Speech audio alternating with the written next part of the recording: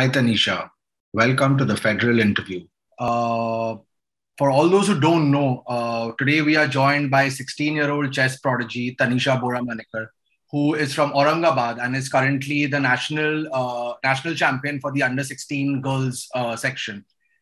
She was also prepping to give her 10th standard board exams at the same time when the nationals took place, and the results of her SSC sort of came in a few days ago.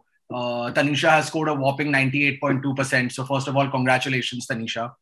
Congratulations on the marks as well as, sort of coming first in nationals under 16. Could you start off by telling us, how exactly has the journey been since you were sort of prepping for your exams as well as for the tournament at the same time?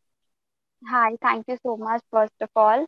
Uh, Firstly, when I started playing chess, I saw that all my competitors they gave up on their studies, but my parents chose not to sacrifice my school life to this, and I kind of like studies from the very beginning. I used to uh, balance both. So when I was at home, I used to be studying, and when I used to go for tournaments, I used to completely concentrate on chess. And before some major tournaments, I used to 1 or 2 months break, and I used to concentrate on chess. And there have been times when I used to come from a tournament, and then I used to directly go to exam. But this time this was the other way around because I was directly playing after 2 years after the pandemic, and I was mostly I did not play chess for 2 years, and I suddenly went to the nationals just to like my parents kind of forced me because it was the sub junior, which was an important year, and I just I just tried to give my best, and I won that. Sure. That is actually quite an inspiring story, especially because what sometimes we see that it is the studies and education that is given the priority over sports or games. It is the education that is given more importance. And considering that this was your 10th standard board, it is quite nice, and it is quite also progressive of your parents to have encouraged you to go ahead and play chess at the national level. What month did your exams take place in, and in what month was the under 16 championship?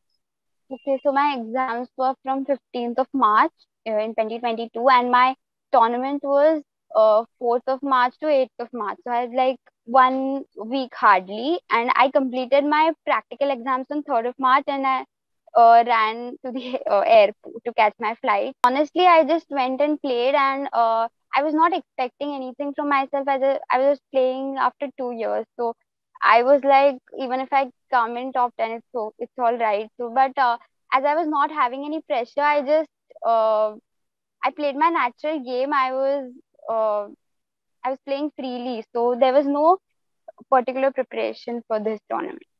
Have your parents always encouraged you to, sort of take up chess as a competitive sport and play it at higher levels as well? Yeah, always. In fact, they at times uh, they are like, even if you score somewhat less in studies, that's fine. But they always encourage me to work hard on my chess. What is the tournament that you're playing right now in Maldives? I'm playing the Western Asian Youth Chess Championship. Chess is a game that you sort of need to keep your brain sharp with. You need to practice your openings and your theory, and sort of study your opponent, know their strong moves, and know exactly what variation to play against them. What was the sort of toughest part of playing that tournament?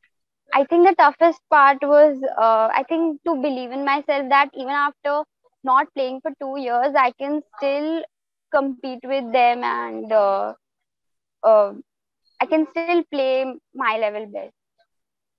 Sure. And how is the tournament in Maldives going so far? Yeah, it's fine. There only 3 rounds have finished, so it's Okay. a Is long there tournament. is there any advice you want to give young chess players in the country? Especially those who are sort of struggling to find a balance between their formal education and sports.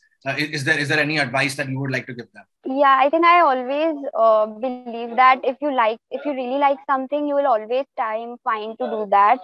Love whatever you do.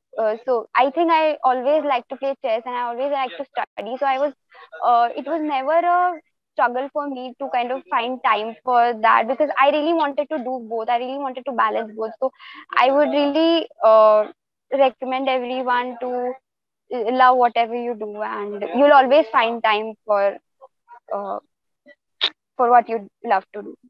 Sure. One of my last questions, since you mentioned that it was your parents who have played such a big role in influencing you and encouraging you to take up the sport professionally and sort of going ahead, is there something that you also, a sort of message that you want to tell other parents as well, whose children are sort of being veered towards more studies instead of sports, which has been the general outlook of Indian parents for a while now, where the education gets more importance than the sports, unless you're a cricketer. It is the other sports that are given less attention as compared to a formal education. Is there any message that you want to give these parents? Um, I would urge every parent uh, to see what your child really likes to do. I mean, there are expectations that our parents have, but it is also important to know what your child really likes to do, what he really wants. Yeah. Sure. Also, one more thing for the viewers is I have a breakup of Tanisha's marks.